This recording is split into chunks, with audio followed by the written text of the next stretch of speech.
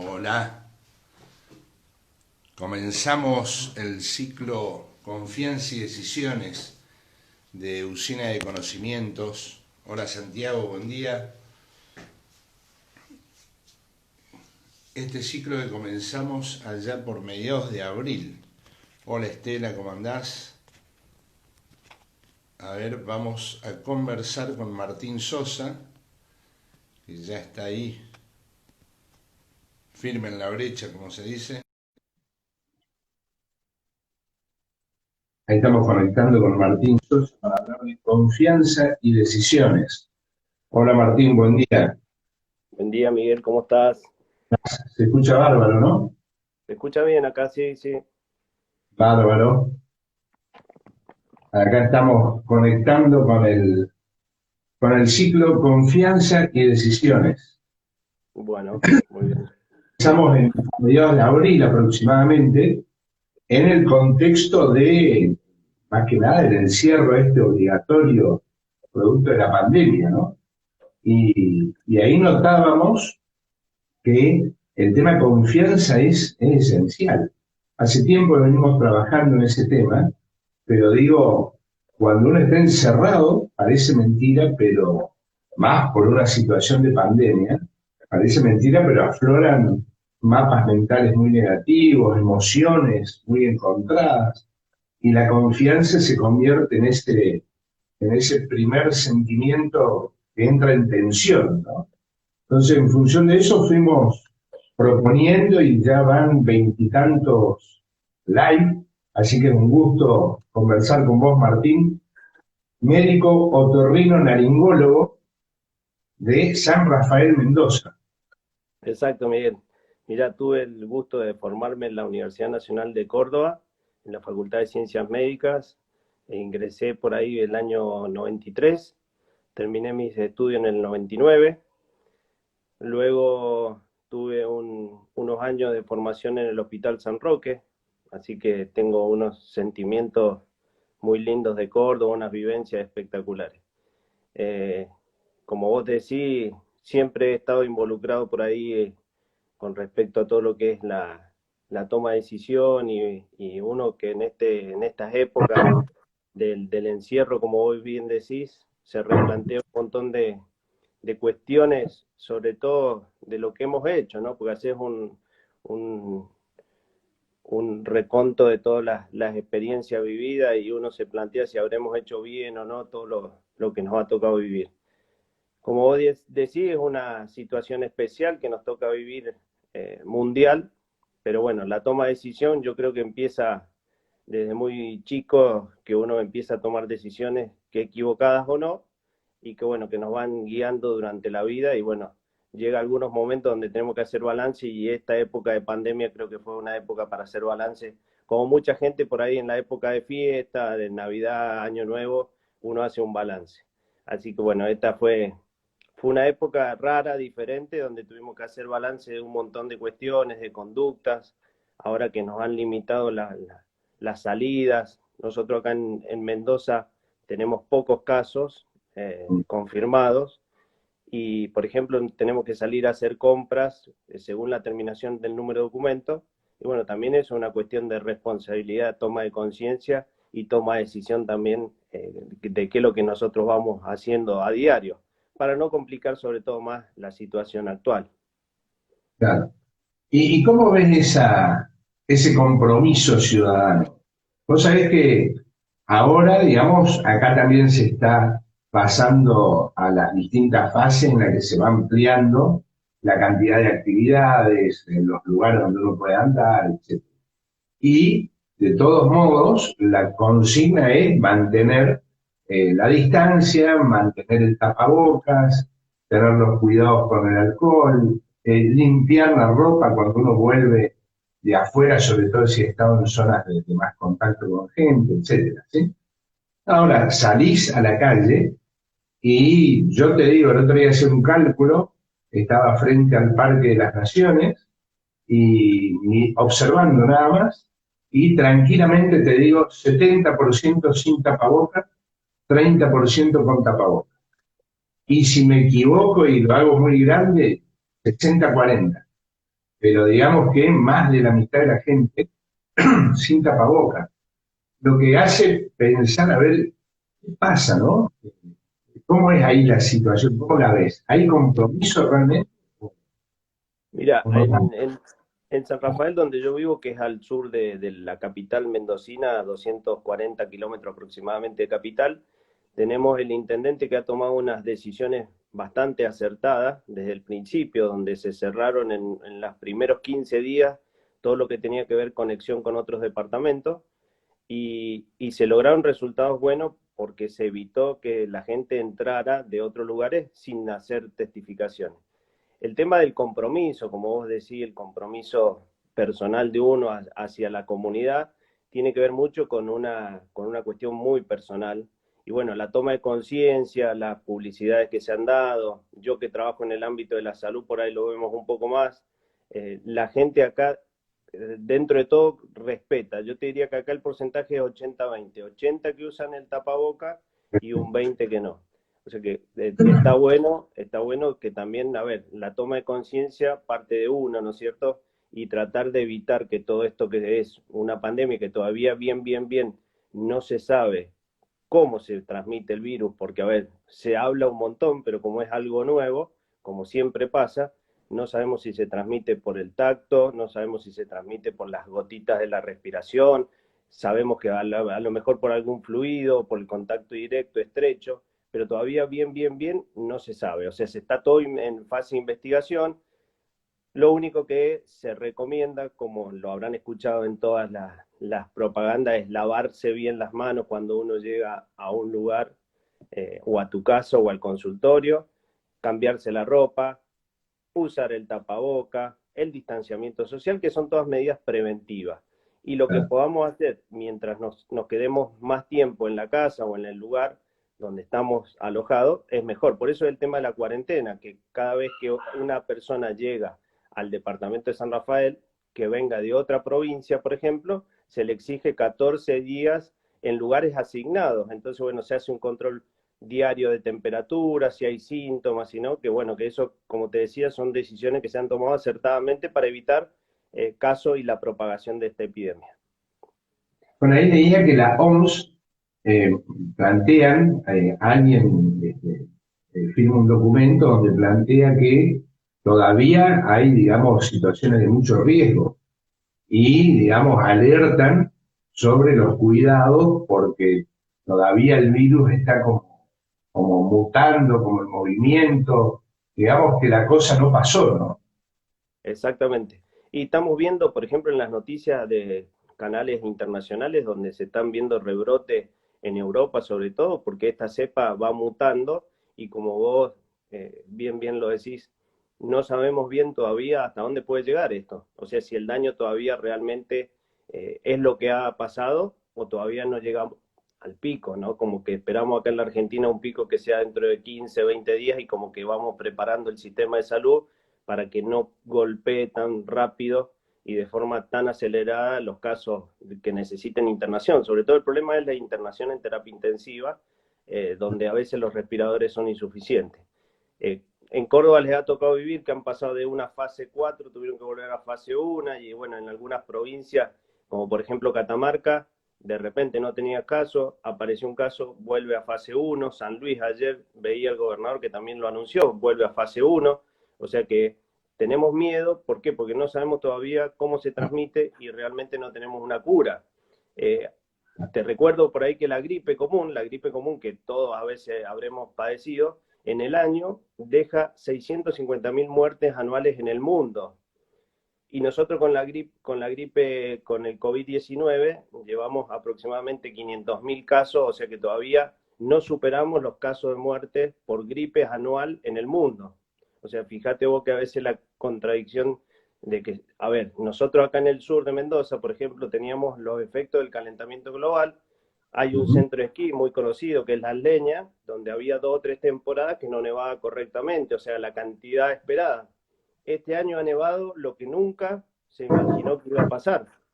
Y todo tiene que ver con este cambio o el parate que ha habido a nivel mundial del tema de la contaminación. Mirá vos cómo repercute una cuestión de salud o económica el impacto a nivel ambiental, que las consecuencias, a ver, nos favorece porque nosotros vivimos 100% del agua que se acumula en la nieve en la cordillera. Después, claro.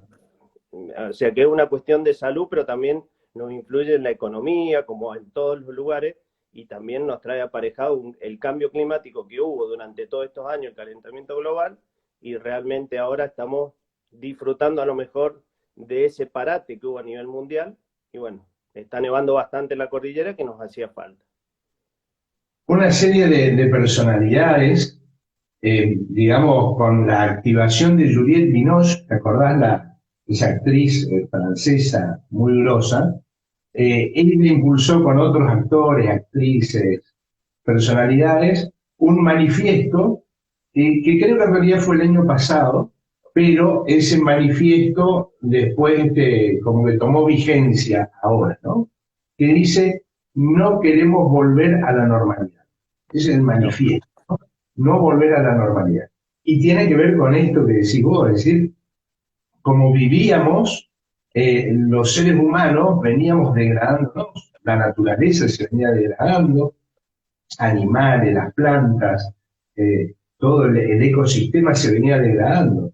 Entonces, si eso es volver a la normalidad, no queremos la normalidad, y son, no sé, como miles de personalidades que después se van sumando gente que, digamos, firma ese manifiesto, ¿no? Realmente, y lo que vos decís pone el ojo, digamos, en el centro de la cuestión. ¿Será que tenemos que volver a esa normalidad? ¿Será que volveremos o ves vos que hay, digamos, nuevos caminos alternativos a aquella normalidad? Yo creo que hay que buscar una alternativa, porque yo creo que el mundo no va a ser, o sea, no va a ser lo mismo que antes.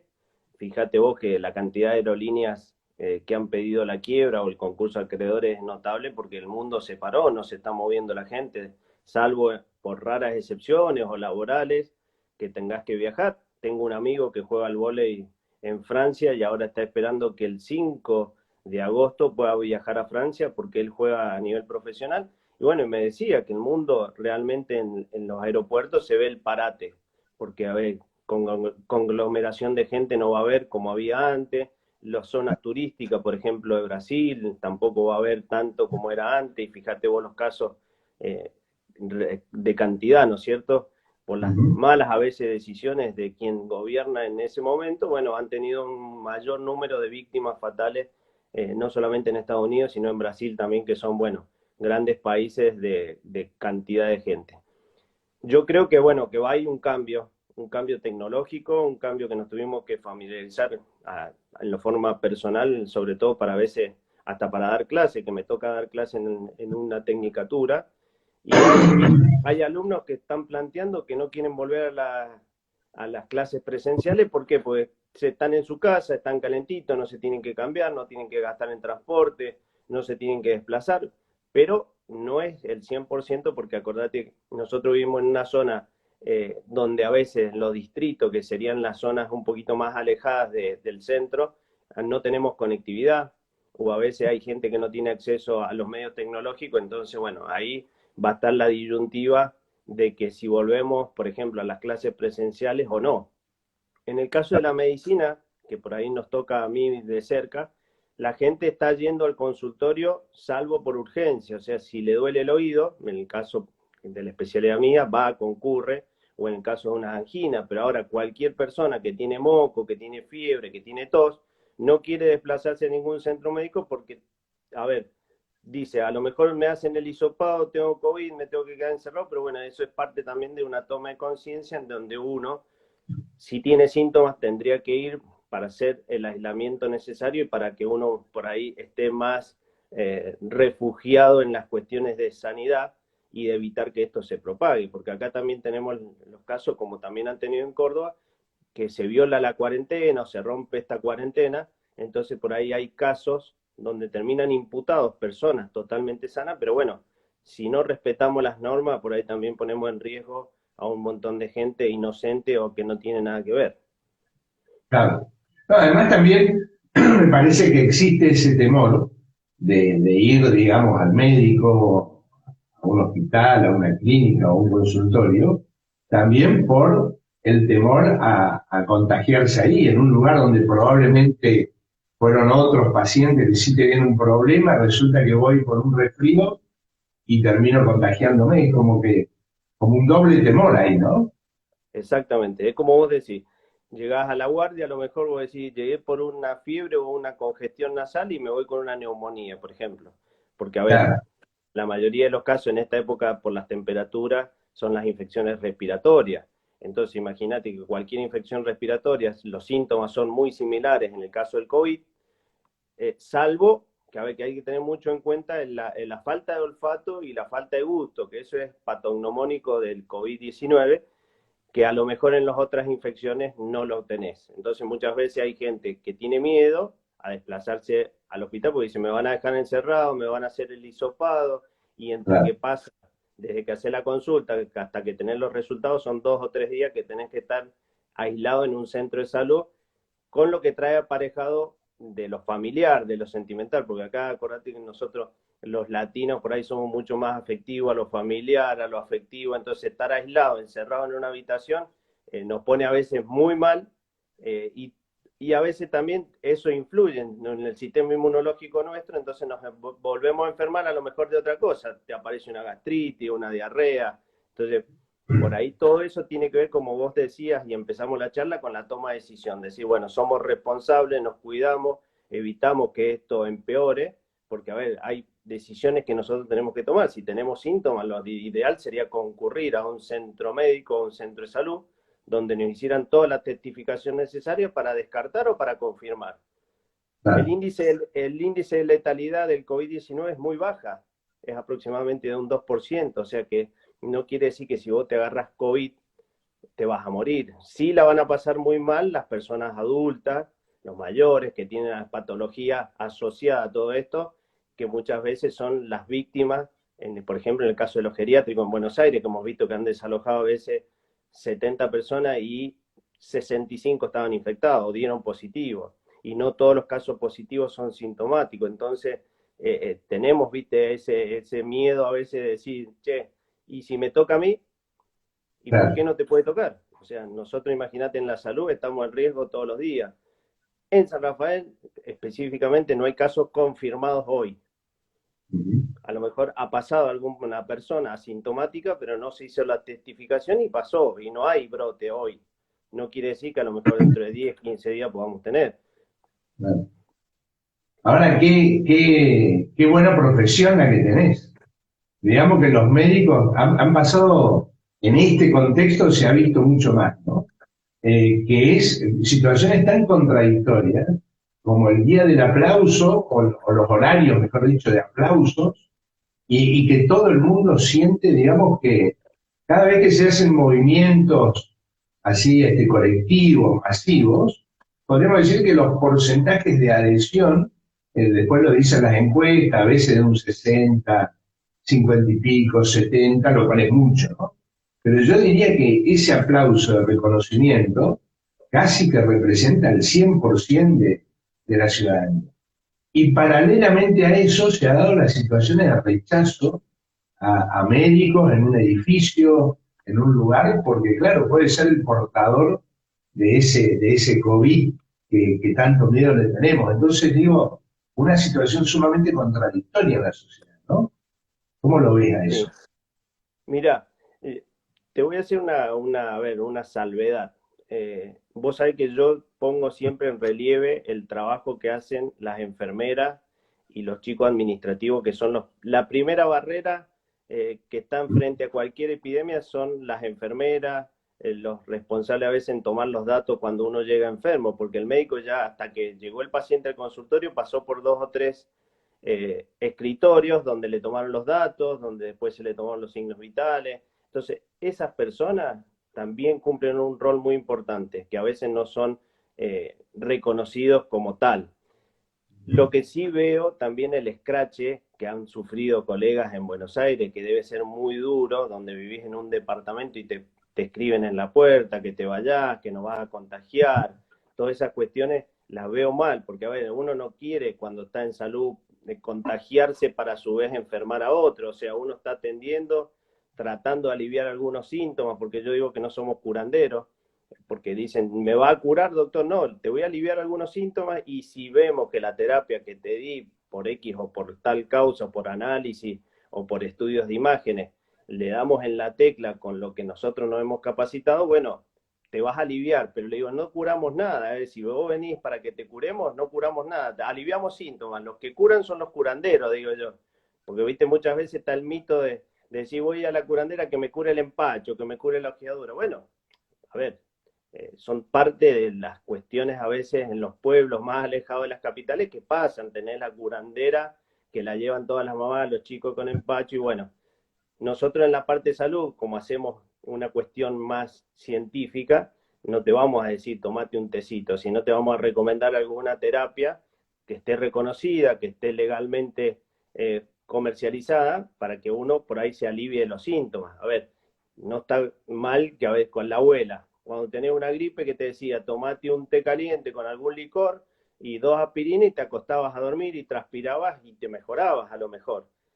Pero lo que te hacía bien era el reposo, en definitiva. Ahora lo que nosotros te sugerimos es decir, bueno, tomá un ibuprofeno cada 8 horas, hace reposo, toma líquido, toma bebidas, ¿para qué? Para que no te deshidrate, y a lo mejor el resultado en definitiva es el mismo. Lo que pasa es que cambiaron los tiempos y a veces, ¿quién lo decía? El interlocutor, porque a veces se le creía muchas veces más a la curandera que al médico, porque cumplía un rol social muy importante, igual que como era la policía en su época, donde se le tenía un respeto muy especial. Entonces, el comisario, la curandera, el cura, eran cuestiones sociales muy reconocidas, y a veces el médico como que ha ido bajando en escalón social.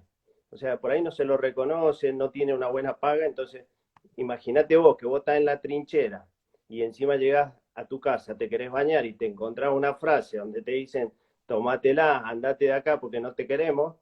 ¿Por qué? Porque vos estás trabajando, o sea que también eso tiene que ver a veces con una cuestión de decisión personal, a ver qué es lo que vos haces. Si te quedás en ese lugar donde no te quieren, o te vas a otro lugar por lo menos que no te conozcan. Claro, claro, pero qué difícil, ¿no? Pues es cierto también esto que decís, que los médicos en esa normalidad, ¿sí? Anterior, digamos, no, en los hechos no tenían un reconocimiento. Si bien lo tienen en las personas individualmente, no lo tenían, por ejemplo, en las políticas, ¿no? En las Exacto, políticas salariales, carreras donde pasás estudiando mucho tiempo para definir una especialidad. totalmente, totalmente. Y, y por ahí uno contrasta tiempo de estudio, conocimiento, profesión con el salario, ¿sí? Y realmente ahí muestra también un desinterés por la salud, ¿no? Totalmente. Como vos bien decís, tenés 6 años de estudio de una carrera básica, un ciclo básico que sería para acceder al título de médico, en el mejor de los casos.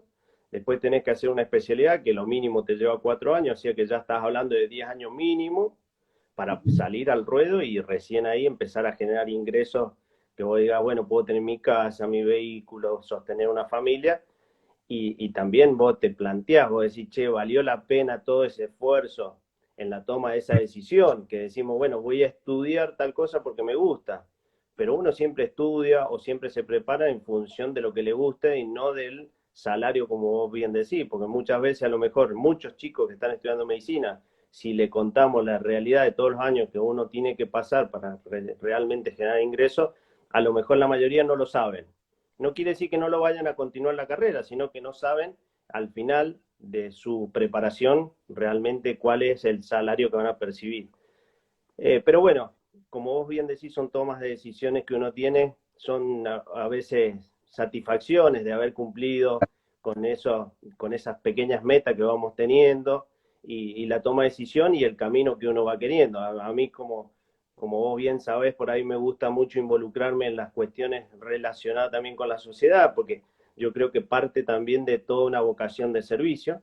He estado dirigiendo un club de golf acá en San Rafael, me he involucrado en política, o sea, que yo siempre hago un paralelismo de la salud, que es una vocación de servicio hacia las personas, hacia el prójimo, y la política, que la política bien entendida es un servicio al prójimo. Lo que pasa es que han venido muchos vivos a hacerse de la política para enriquecerse, y esos fueron los que pusieron el mal concepto de que la política es corrupta, que la política es mala, que la política es fea.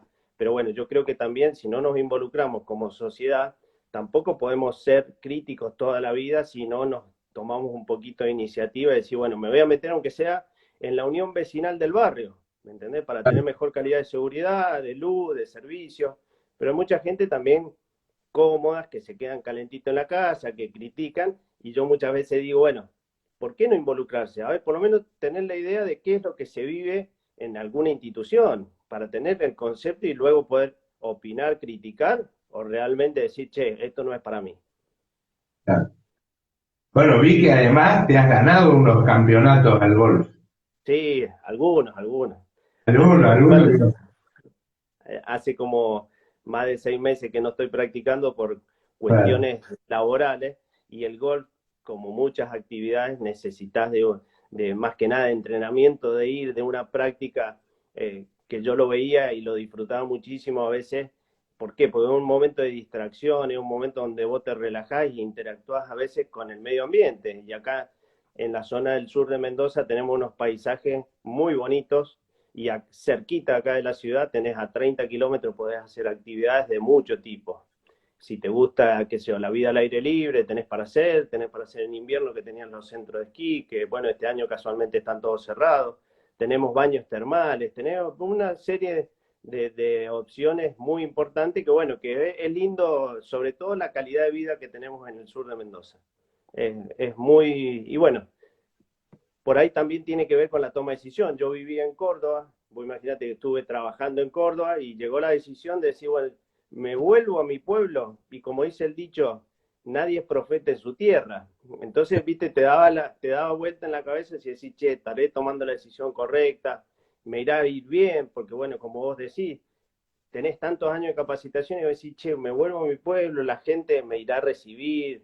Yo venía de una familia que ninguno era médico ni relacionado con la salud, entonces, bueno, a uno le da ese miedo, ¿me entendés? Pero bueno, es parte de la toma de decisiones y decir, bueno, tener una conducta, tener voluntad, tener decisión y avanzar.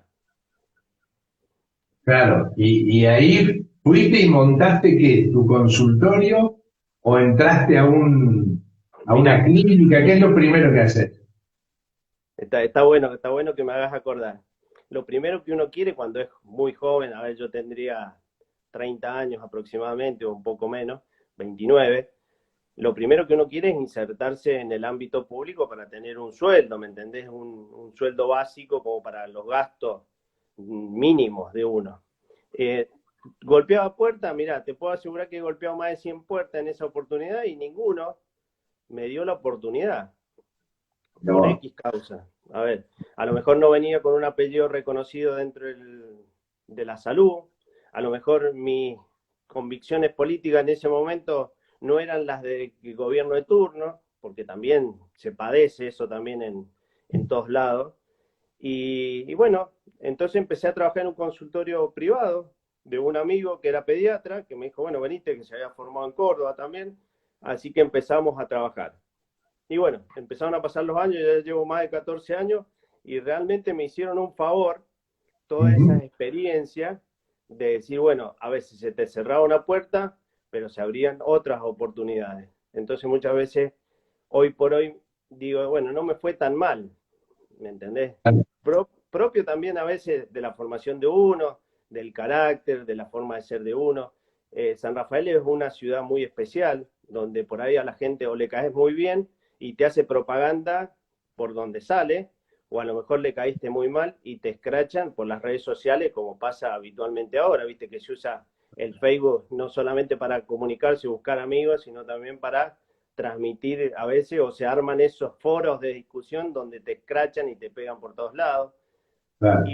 Imagínate que tenemos una población aproximadamente de 200.000 habitantes, y bueno, es una sociedad crítica, ¿no? Es muy importante la opinión social a veces de uno que cumple un rol dentro de la sociedad sanrafaelina, podríamos decirle, y más imagínate yo que me involucro en política, que he estado en un club, entonces por ahí hay que cuidar muchos detalles ¿Por qué? Porque muchas veces hay gente que comparte con vos o no, y gente que me toca ir al consultorio y me dice, mire, vengo, pero de política no hablemos. No, le digo, si esto es totalmente un consultorio médico, le digo, a ver, si se entabla una charla, por ahí hay gente que te pregunta y le gusta. Dice, usted ha sido el candidato, entonces vos empezás a preguntar de que si le gusta, que qué le pareció, porque también uno va absorbiendo cuestiones de la sociedad como un termómetro, y si la gente le gusta que te involucres o no, porque también tiene que ver con ese falso concepto de que la política es mala. Yo digo Claro, siempre que no hay política mala, lo que lo hacen malo son los políticos. claro. Y no todo tampoco, ¿no? No, pues tenemos, mira, a ver, ayer escuchaba por Radio Rivadavia Sí, a Luis Juez, que fue intendente de Córdoba en la época que yo vivía allá, y contaba sí. historia cuando fue embajador, y todavía me sigo riendo de sus anécdotas que cuenta. A lo mejor como políticos podemos coincidir en un montón de cosas o no, pero me hacía acordar cuando yo estaba en Córdoba, cómo se expresa él, viste la chispa que tiene, que por ahí vos decís, mira, un político, a lo mejor él como abogado fue muy bueno, penalista. Yo me acuerdo cuando él era fiscal de Estado, que le tocó investigar algunos casos importantes del gobierno de la Sota, el primer gobierno. Entonces, bueno, yo digo después, lo nombra embajador de otro partido político, otro color político, pero la chispa del cordobés, del Luis Juez, me encanta escucharlo. Por ahí compartimos no cosas, pero me encanta escucharlo. Claro. Sí, sí, ha tenido varias anécdotas. Y con eso también su expresión verbal, ¿sí? Que es su atractivo, también por ahí ha terminado siendo su debilidad, ¿no? Y Exacto. lo bueno además tuyo es que claramente te preparaste y te preparás para hacer política, para trabajar las políticas públicas, ¿no? A veces también hay que, si bien están dentro de un mismo campo, como diferenciar. A veces queda la idea del hacer política como aquella manifestación del egoísmo que me lleva a querer tener poder, más ambición y más para mí. Mucha gente lo identifica más o menos con esa idea, ¿no? Mientras que las políticas públicas surgen de ahí, o sea que sería como el otro discurso importante del hacer política, ¿no? Que uno se tiene que preparar para estar en proceso de planificación, de evaluación, de concreción de políticas, ¿no? De proyectos, de programas.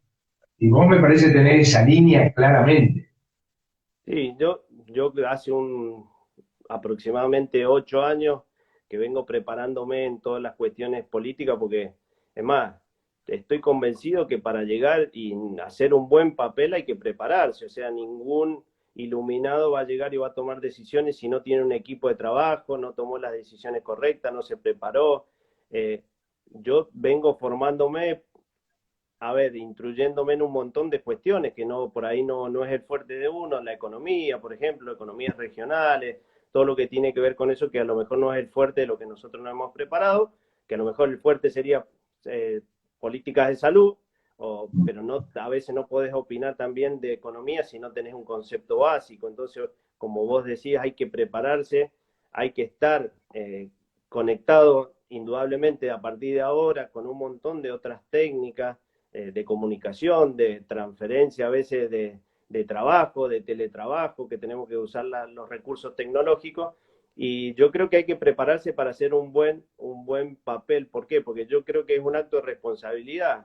El acto médico de nosotros es atender personas, estar en riesgo a veces la salud de la persona, del paciente o nuestra, también tiene que ver con lo político. Entonces yo siempre hago un paralelismo de que esto es una vocación de servicio, y el que tenga vocación de servicio se tiene que involucrar, se tiene que formar, se tiene que capacitar, porque si realmente nosotros no nos capacitamos, después nos vivimos de las consecuencias de que decimos, pucha, mira quién llegó a ser senador, mira quién llegó a ser diputado. Y bueno, a lo mejor llegó porque la suerte que tuvo, pero si uno se prepara, uno tiene un equipo de trabajo, en algún momento vas a tener la oportunidad. Yo creo que cuando uno tiene una formación, una preparación, tiene siempre un poquito más de chance que aquel que nunca hizo nada y que lo pusieron a dedo, porque a ver, la política también tiene esas cuestiones, que si sos amigo, que si tenés un padrino, que bueno, todo eso te ayuda en algunos casos, y como vos decís, a veces te juega en contra.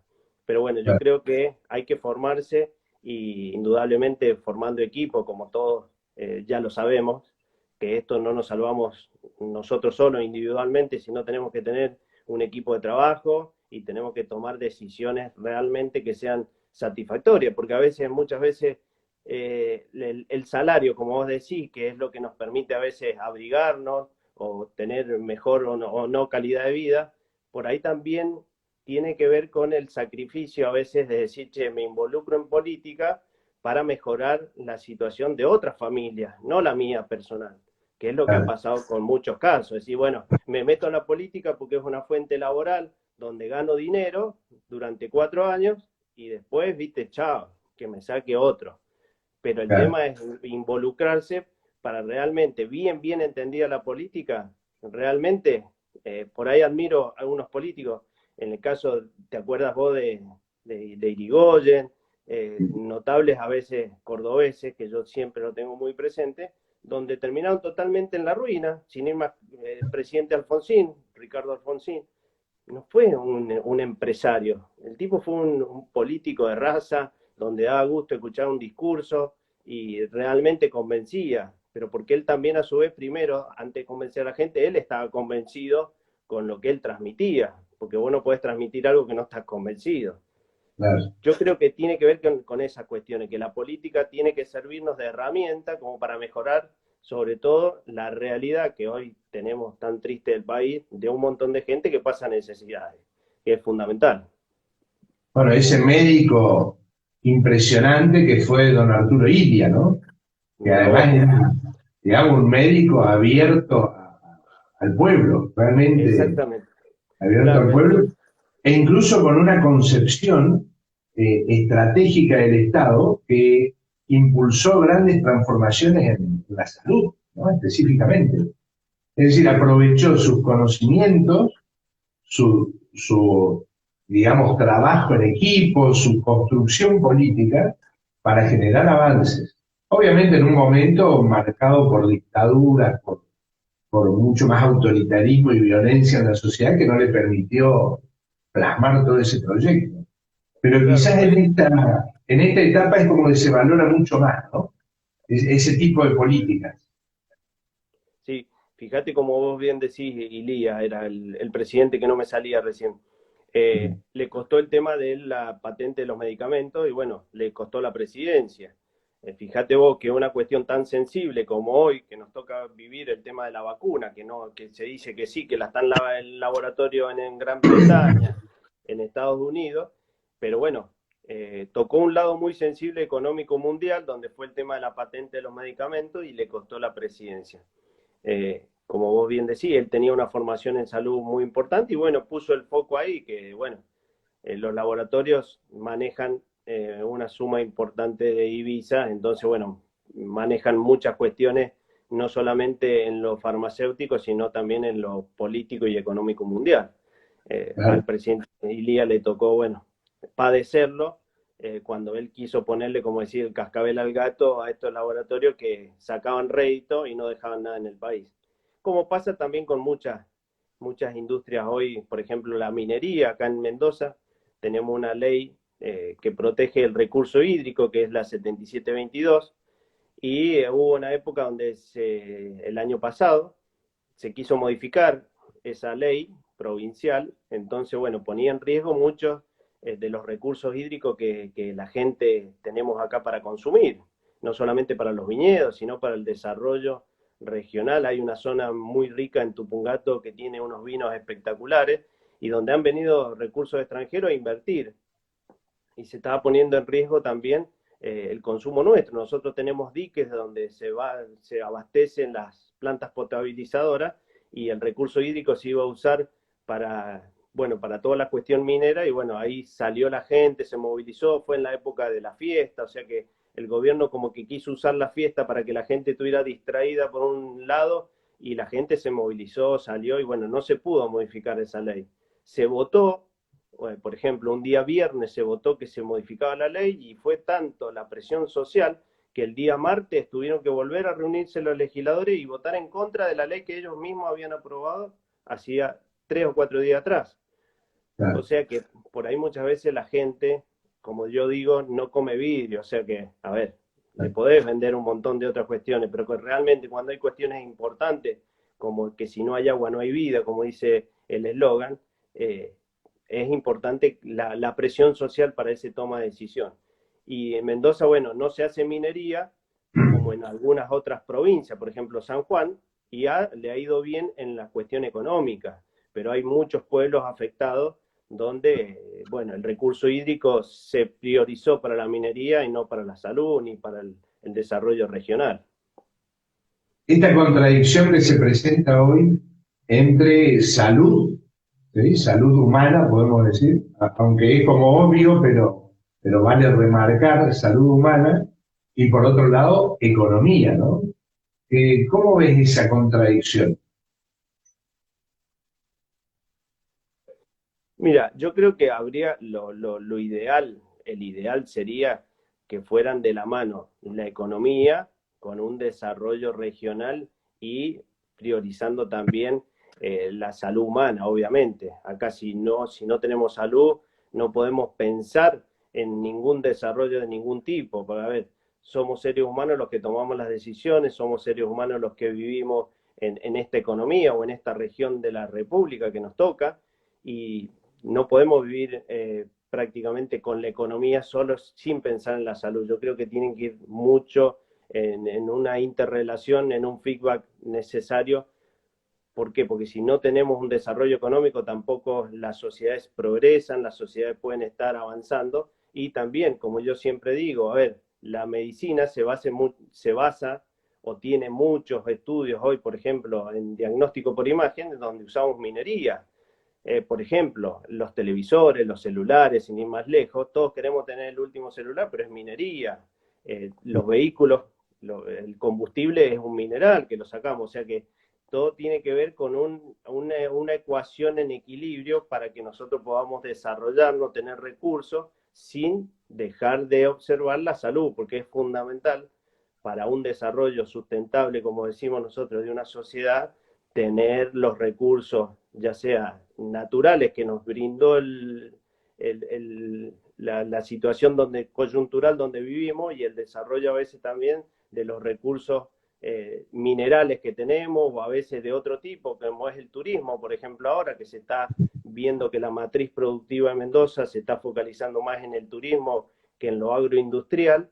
Entonces, bueno, también generar todo una base de sustentación para que el turismo se desarrolle sin descuidar, como vos bien decís, la salud, porque acordate que cuando vos tenés turismo, tenés gente que viene de todos lados, y Mendoza, por ejemplo, con el Aconcagua, era una ciudad, Mendoza capital, donde venía mucha gente del exterior a hacer las misiones a la Aconcagua, que quería subir la Aconcagua, y bueno, también ahí vos decís, bueno, cerramos el parque Aconcagua o cerramos el turismo, pero si la fuente principal que hemos estado bregando durante muchos años, la fuente matriz productiva es el turismo, ¿cómo le vamos a cerrar la puerta al turismo? Por eso Claro, digo que tenemos que ir en un equilibrio, una balanza sería un 50 y 50. Sin salud no podemos llegar a ningún lado. tal cual. Y vos decís, claro, yo pensaba justamente en eso, ¿no? En la matriz productiva, yo diría ya en el país, que se está convirtiendo el turismo, de aquello que parecía que el turismo era nada más que viajes, a pasar a ser la industria sin humo, como se dice, y también a representar un gran porcentaje de ingresos, de divisas en distintos lugares, ¿no? Y en este sentido, San Rafael está visto como un lugar casi paradisíaco, ¿sí? Mendoza en general y San Rafael en particular. ¿Es tan así o ustedes nomás se agrandan ahí y lo... ¿Cómo es eso? Mira, yo creo que hay lugares muy bonitos en San Rafael y en los alrededores, ¿no?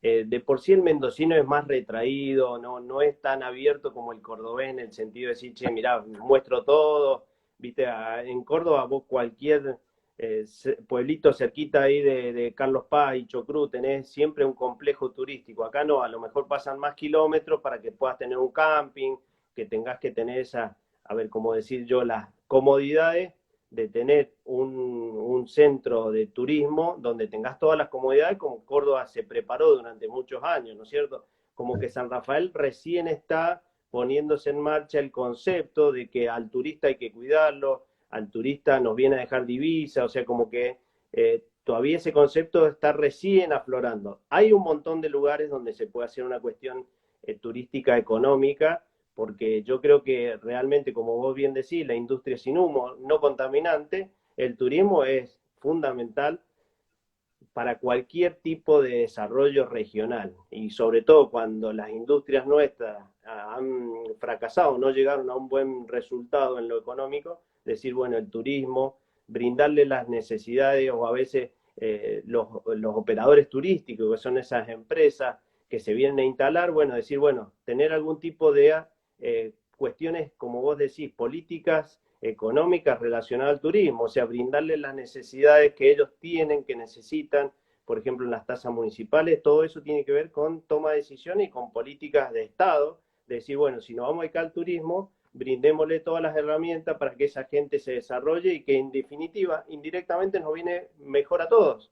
Por ejemplo, a mí, si yo, a ver, me tocara definir si al chacarero o a la empresa de turismo no le va bien, a mí tampoco me va a ir bien, porque no voy a tener gente para atender, o porque a lo mejor se va al hospital público y se colapsa, entonces, o a lo mejor la gente no tiene para comprar remedio y va al hospital público porque le dan ahí a lo mejor para que inicie el tratamiento. Entonces es una cadena en esta Claro. cuestión económica que se afectan en toda la matriz productiva que, como yo te digo, a veces, si lo vamos a dedicar para el turismo, bueno, generemos el ámbito para que vengan empresas de turismo de renombre a instalarse en San Rafael y a su vez generen divisas, generen fuente de trabajo, bueno, como todo lo que trae aparejado un desarrollo regional. Es muy, Claro. muy lindo, el que no lo conoce, o a vos, Miguel, cuando venga acá, se conocen lugares muy lindos, podemos comer, disfrutar de algunos asaditos y unos buenos vinos. Claro, sí, sin duda. Y vamos a ir a conocer en cuanto uno se pueda mover. La verdad que nunca fui a San Rafael. Y pensaba también en esto otro, ¿no? Vos has andado con el golf en distintos campos, ¿no? Y, y también es un atractivo ahí en San Rafael, va gente a jugar al golf, ha entrado en ese circuito de los golfistas que se mueven tanto a nivel internacional incluso. Un poco más lento que en otras ciudades, porque acordate que el clima, nosotros en invierno las temperaturas hacen a lo mejor que una cancha no se vea verde como estamos acostumbrados a ver, viste, por ejemplo, en los canales que uno ve a veces canchas de otras partes del mundo. Tenemos una situación, acordate, San Rafael está enclavada en un desierto que por obra de los seres humanos que habitaron, nuestros abuelos o antepasados, se generaron los diques, las acequias, que es por donde transcurre el agua, que muchas veces viene gente y no sabe para qué son esos, que son pequeñas depresiones en el suelo que se hacen, que son acequias por donde transita el agua y que se riegan los forestales. Bueno, ese es el agua que nosotros usamos para regar y para tener las plantas medianamente verdes en verano. En invierno, con las temperaturas extremas que han hecho, ayer estuvo nevando acá en San Rafael, o sea que por ahí que esté verde es muy relativo. Pero el golf, como vos bien decís, en San Rafael tenemos dos canchas de golf, un emprendimiento privado y el otro es un club.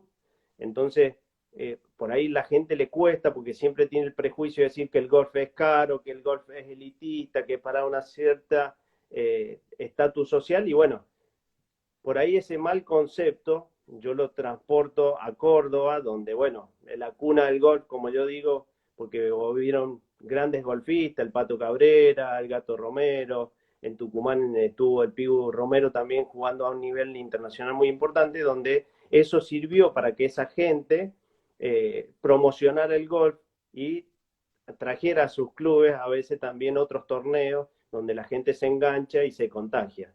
Fíjate vos, que lo acabo de nombrar al Gato Romero, que es el actual intendente de Villa Allende, y fíjate que del deporte también se involucró en política, y bueno, y ahora está ocupando un cargo importante dentro del municipio. Me imagino que para él debe ser un orgullo y también una responsabilidad manejar los recursos de Villa Allende para la gente que él, muy humilde según su antepasado de cuando él nació, cuando era muy pequeño, que eran una situación muy humilde.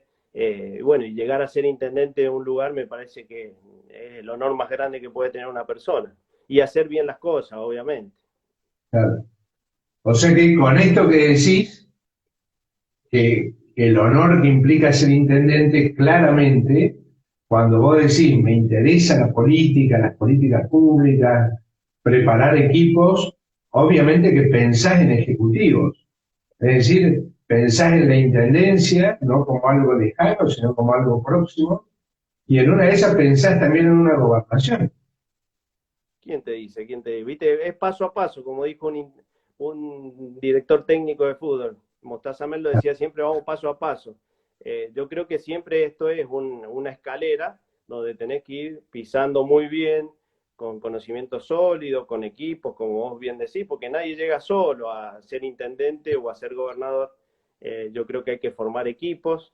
A ver, no he descubierto nada yo, esto está en muchos libros de gente que se dedica a hacer preparación de equipos. ¿Para qué? Para que cuando lleguen a protagonizar lo que sería la parte de llegar a la parte política ejecutiva, todos esos conocimientos, todo ese camino que uno hizo, realmente tenga sus frutos en decir, bueno, me preparé y sirvió para qué, para que todo eso que aprendimos juntos se plasmara en beneficio de toda la sociedad. A ver, que uno llegue, o que, por ejemplo, en el caso mío, que me gustara ser intendente, a lo mejor el destino me tiene preparado que yo no sea intendente, pero sería a lo mejor el paso para que un compañero mío, del equipo mío, sea el mejor intendente. O sea, yo voy a trabajar para que siempre tengamos el mejor equipo, que tengamos la mejor calidad en todo ese equipo de trabajo. En un equipo de trabajo todos cumplimos un rol y siempre tenés un líder que por ahí es el que aglutina, el que tiene las ideas de decir, bueno, de seducir a todas estas cuestiones en la política, porque como bien lo dijimos anteriormente, la política por ahí tiene el preconcepto de que la política es mala, que es corrupta, que te degrada. Yo creo que es totalmente lo contrario, que cuando vos llegás a la política o a un cargo, recién ahí vos empezás a real, porque para conocer a una persona se dice siempre dale poder. O sea, bueno, decir, Claro, bueno, vení, vos que sos tan bueno, que crees que podés hacer las cosas, vení, vos ponete acá un día a ser intendente y tomar las decisiones, a ver cómo vas a dividir los recursos, a ver, porque, a claro, ver, uno está en la tribuna como cuando vas al partido, puteas al árbitro, al que se perdió el gol, todo, pero a ver, ¿quién tiene el carácter o la decisión de decir, che, yo me voy a preparar para protagonizar? No son claro. muchos, no son muchos. Pero bueno, yo creo que partimos de eso, que tenemos que involucrarnos como sociedad para mejorar en todo aspecto. A ver, la República Argentina es muy rica y mirá que han pasado gobiernos y mirá que vemos causas y todavía seguimos andando, ¿eh? Sí, sí, sí, sí. Y con esperanza, ¿no? Sobre todo, ahí Siempre. la confianza adquiere ese sentido de esperanza que es propia también, ¿no? Decías que, como se lee en varios libros, ¿qué estás leyendo? ¿Qué tenés para recomendar de lecturas? Mira, me voy a levantar y te voy a mostrar el libro. Dale, dale, dale.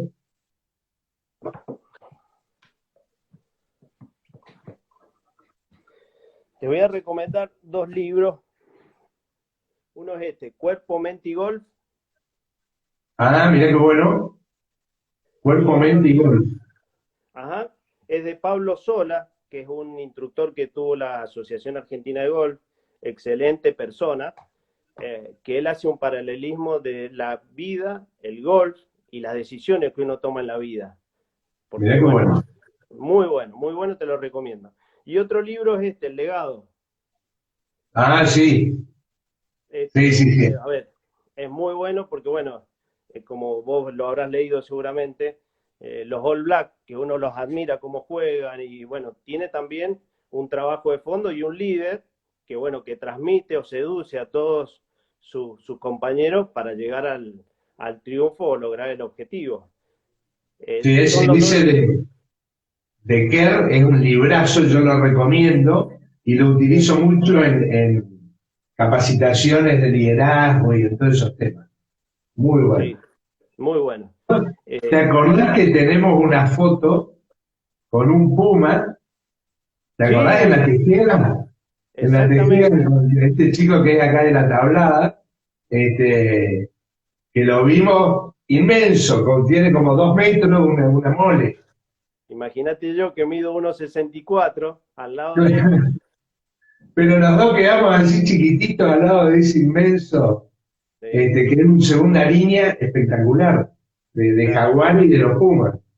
Vos sabés que justo ahora que me hacés acordar, yo, a ver, lo que me emociona ver a los Pumas, aparte del juego, ¿no? Es cuando cantan el himno nacional, que vos ves los tipos, escuchame, son unos elefantes que vos decís de 2 metros y todo, y en ese momento, loco, se les afloja, se les caen los pantalones, las medias, porque los vagos, para ellos es ese momento histórico de vestir la camiseta nacional que yo creo que debería ser en todos los ámbitos, o sea, donde vos estás representando, a ver, un intendente que canta en el himno nacional el 9 de julio, el 25 de mayo, todas esas cuestiones, debe ser irrepetible esa sensación, y vos decís, bueno, la responsabilidad que me dio la sociedad de estar en un cargo, ¿no? Dirigiendo, porque realmente sos un líder en ese momento de tu comunidad, debe ser impagable esas sensaciones. Ni lo quiero pensar lo que debe ser gobernador de tu provincia, ser presidente de la nación, donde se cante el himno nacional o donde flamee la bandera argentina. Realmente yo creo que alguien que no lo sienta o que no tenga corazón no se puede emocionar. Yo te digo que a veces viendo hasta el deporte que, a ver, que el que menos vos te imagines, natación, por ejemplo, que hemos tenido Georgina Bardach, José Miolans, ahora tenemos Delfina, que cuando ganó alguna medalla, lo ves subir y ves la bandera nacional y vos decís el himno, te pega, de decir mierda, no hay forma de no emocionarte, de decir, bueno, qué linda que es nuestro país. El otro día fui a ver, acá en el Chateau, estábamos andando en bici y dando vueltas vemos ahí un grupo de gente, como un lugar de espectáculo, nos acercamos a ver y era el campeonato mundial de polo bike, es decir, polo en bicicleta. Arriba la bici, claro. Y digo, mirá vos, bueno, nos acercamos a ver y mira vos la pasión. A los minutos, algo que lo ves como una rareza, yo nunca había visto, sí había escuchado hablar en los noticieros, qué sé yo, y cuando nos acercamos, nos agarró eso de, viste, hinchar un poco más, salimos a los gritos, porque Claro, realmente es un momento único, ¿no? sí. Aparte somos muy, Cantar al país, ¿no? claro, somos muy pasionales. Yo digo, a ver, me tocó una situación muy personal y me pegó en dos cuestiones. A ver, uno lo sentimental y otro en la admiración a una persona. El chico este que yo te hablaba, jugador profesional de vóley, es el Pepe González, el jugador del opuesto de la Selección Nacional de Vóley, y yo lo empezaba a seguir por las redes sociales, lo seguía por Twitter, por Instagram, y le ponía me gusta, y cuando hacía algún comentario, porque él es nacido en Buenos Aires, pero se vino muy chiquito a San Rafael. Y él siempre dice que él es de San Rafael. Y yo digo, escúchame, ¿vos naciste en Buenos Aires? Sí, dice, pero en mi lugar y siempre vuelvo a San Rafael y mi lugar para vivir es San Rafael y cuando termine mi carrera profesional me voy a radicar en San Rafael y a veces no tiene el reconocimiento ni en San Rafael ni en Mendoza, ¿viste? Entonces yo le ponía, para mí sos un orgullo, sos un honor que estés representando a San Rafael. Y un día, abriendo el celular, me pone, hola Martín, ¿cómo andás? Vos imaginate lo que es a un tipo, un monstruo de una selección nacional, que te Claro. ponga cómo andás. ¿Qué? Yo digo, bueno, le digo, ¿cómo andás? ¿Qué sé yo? Que para mí es un honor conocerte. Dice, ya voy a ir a San Rafael, nos vamos a juntar. Mirá, hoy por hoy somos muy buenos amigos, pero la calidad humana Claro. de la persona, eso vos decís, a ver, podés ser un monstruo, pero si a veces no sos buena persona, todo lo monstruo que sos pasás desapercibido, ¿viste? Y realmente te diluís, que a veces, a ver, como con un pequeño gesto de mandar, ¿viste? A veces decir, che, ¿cómo andás? ¿Cómo estás? ¿Cómo te sentís? Te demuestran la calidad de persona que es. Como yo siempre digo, a ver, él podrá tener un montón de logros deportivos, económicos, pero a veces si no sos buena persona, no sirve de nada lo que hiciste, ¿eh? Martín, hemos tenido un live espectacular, nos quedan segundos. Te Bueno, agradezco mucho y nos mantenemos comunicados. Ha sido siempre, excelente. Ya va siempre, a estar en las excelente. redes, en YouTube, en todos lados. Bueno, muchas gracias, Miguel. Un abrazo fuerte. Un abrazo grande. Chao, Chao, chao. Martín. Chao, chao. Chao, chao.